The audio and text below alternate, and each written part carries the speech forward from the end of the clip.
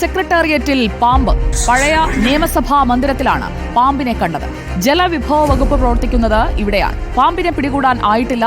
T V Prasad നമുക്കൊപ്പം എത്തുന്നു. Good evening T V Prasad. തീക്കട്ടയിലും ഉറുമ്പരിക്കുന്നു. സെക്രട്ടേറിയറ്റ് കെട്ടിടത്തിലും സുരക്ഷയില്ലേ? പാമ്പിനെ കാണുന്ന അല്ലെങ്കിൽ പാമ്പിനെ കണ്ടെത്തിയ ദൃശ്യങ്ങൾ നമ്മളിപ്പോൾ പ്രേക്ഷകരിലേക്ക് എത്തിച്ചുകൊണ്ടിരിക്കുകയാണ്. Good evening Sujaya. അങ്ങനെ സെക്രട്ടേറിയറ്റിലും പാമ്പെത്തിയിരിക്കുന്നു എന്നുള്ളതാണ്. അതിൽ ആ ജീവനക്കാർക്ക് ആശങ്കയുണ്ട്. കാരണം ആ പാമ്പ് ഏതാണെന്ന് ജീവനക്കാർക്ക് മനസ്സിലായിട്ടില്ല. ആ പാമ്പിനെ പിടികൂടാനുമായിട്ടില്ല. അവിടെ അങ്ങിങ്ങായി പാഴ്വസ്തുക്കളും മറ്റും പേപ്പറുകളും മറ്റും കൂട്ടിയിട്ടിട്ടുണ്ട് എന്നാണ് ജീവനക്കാരിൽ നിന്ന് മനസ്സിലാകുന്നത്. ഇതെങ്ങനെയാണ് പാമ്പ് അതിനകത്തേക്ക് കയറി വന്നത് എന്ന കാര്യവും ഉദ്യോഗസ്ഥർക്ക് ധാരണയില്ല. ഇതിപ്പോൾ കണ്ടു കഴിഞ്ഞാൽ ഒരു ടോയ്ലറ്റിൻ്റെ ഭാഗം പോലെ തോന്നും സുജയ. ടോയ്ലറ്റിൻ്റെ ഭാഗമല്ല അത് ഈ പറയുന്ന ജലവിഭവ വകുപ്പിൻ്റെ ഓഫീസിൻ്റെ ഒരു ഭാഗമാണ്. അതിനൊരു ഇടനാഴിയാണ്. ഇടനാഴിയിലുള്ള ഒരു വാഷ് ബേസാണ് കാണുന്നത്.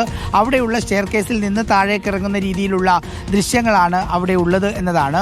അതുകൊണ്ട് തന്നെ ഇനിയിപ്പോൾ കൂടുതൽ പാമ്പ് ഉണ്ടാകുമോ എന്ന കാര്യത്തിൽ സംശയമുണ്ട്.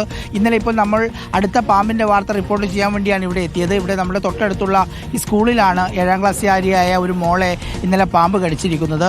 അതുകൊണ്ട് നമ്മുടെ സ്കൂളുകളും നമ്മുടെ ഓഫീസുകളും എല്ലാ സ്ഥലത്തും ഇത്തരം പാമ്പ് കയറാനുള്ള സാധ്യതയുണ്ട് എന്ന് തന്നെയാണ്. ഇതെങ്ങനെ സെക്രട്ടേറിയറ്റിൽ എത്തി എന്ന ചോദ്യം ഭയങ്കര പ്രശ്നം തന്നെയാണ് സുജിയ. എങ്ങനെ അവിടെ എത്തി? ഇത്രയും ആളുകൾ ജോലി ചെയ്യുന്ന ഒരു സ്ഥലം, അത് ഈ പറയുന്ന പാഴ്വസ്തുക്കളും മറ്റും കൂട്ടിയിട്ടത് കൊണ്ടാണോ?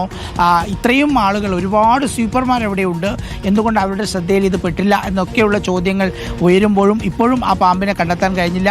ഏത് പാമ്പാണ് എന്ന കാര്യത്തിലും കൃത്യമായ ധാരണയില്ല എന്നുള്ളതാണ് അവിടെ ആ സമയത്തുണ്ടായിരുന്ന ജീവനക്കാർ നമ്മോട് പറഞ്ഞത്. സുജിയ, ടി വി പ്രസാദാണ് വിവരങ്ങളുമായി നമുക്കൊപ്പം ചേർന്നത്. പാമ്പിനെ പിടിക്കാൻ കഴിഞ്ഞിട്ടില്ല. ഇതാണ് ആ പാമ്പ്. സെക്രട്ടേറിയറ്റിലും അങ്ങനെ പാമ്പ് കയറിയിരിക്കുകയാണ്. പഴയ നിയമസഭാ മന്ദിരത്തിലാണ് ഇടനാഴിയിലെ സ്റ്റെയർ കേസിൽ പാമ്പ് കയറിയ ദൃശ്യങ്ങൾ പ്രേക്ഷകരിപ്പോൾ കണ്ടത്.